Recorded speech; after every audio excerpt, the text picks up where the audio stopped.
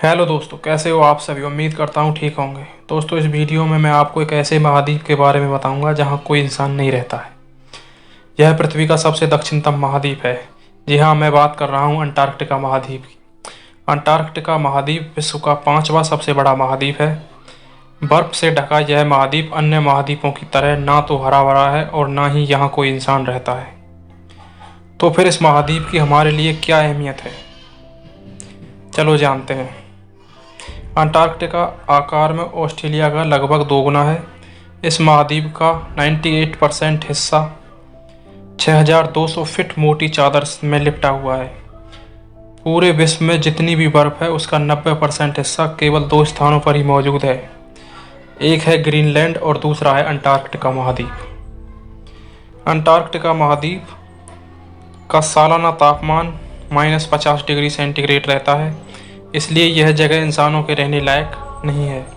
सिर्फ रिसर्च के लिए वैज्ञानिक यहाँ अपने कुछ खास स्टेशनों में रहते हैं। अंटार्कटिका में एम्परर पेंगुइन का बसेरा है। पृथ्वी पर जितना ताज़ा पानी मौजूद है उसका 80% यहाँ बर्फ के रूप में है। ठीक है दोस्तों, और जानते हैं अंटार्कटिका महाद्वीप के बारे में।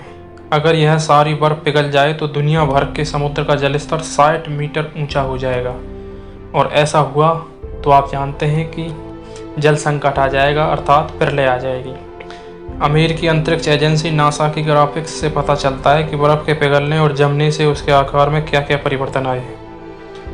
अब जब चारों तरफ ग्लोबल वार्मिंग को लेकर चिंता है तो पूरी तरह से बर्फ से ढके इन हिस्सों को ध्यान में रखना जरूरी है, क्योंकि यदि तापमान में बढ़ोतरी हुई तो वहाँ की बर्फ पिघलेगी, जिसका प्रभाव हमारी दुनिया पर ही पड़ेगा।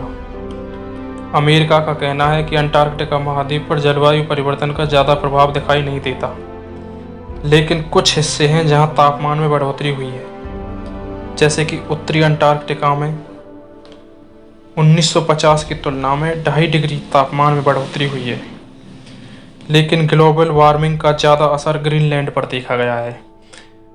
धरती की जलवायु में आ रहे बदलावों को देखते हुए अंटार्कटिका पर रिसर्च करना जरूरी हो जाता है। लगभग 100 साल पहले से ही दुनिया भर के देशों में यहाँ रिसर्च करने की होड़ शुरू हुई थी।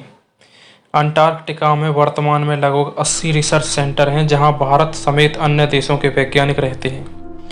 वैज्ञानिक इस बर्फ से ढके विशाल भूभाग के रहस्यों का पता लगाने की कोशिश करते हैं।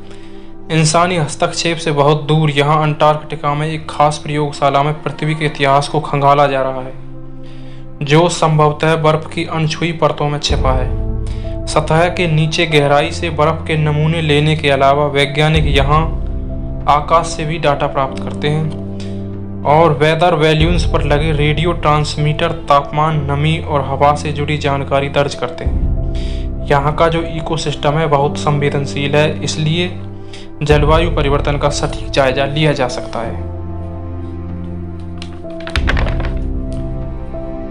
ब्रिटिश ने फरवरी 2021 में बताया कि उसके रिसर्च स्टेशन के पास एक विशाल हिमखंड अंटार्कटिका की बर्फ से टूटकर अलग हो गया है, जिसका क्षेत्रफल 1070 किलोमीटर वर्ग स्क्वायर है, जो कि दिल्ली के क्षेत्रफल के लगभग समान है। अगर अंटार्कटिका की बर्फ पिघलती है तो उसका सबसे ज़्यादा खतरा वहाँ रहने वाले पेंगुइन पर होगा, इसलिए अंटार्कटिका पर रिसर्च करना बहुत ज़रूरी है। तो दोस्तों, आपको जानकारी कैसी लगी? यदि आपको जानकारी अच्छी लगी हो तो ऐसी ही अन्य जानकारी पाने के लिए चैनल को सब्सक्राइब करें और वीडियो को लाइक करें। मिलते हैं अगली वीडियो में एक अलग जानकारी के साथ। धन्यवाद।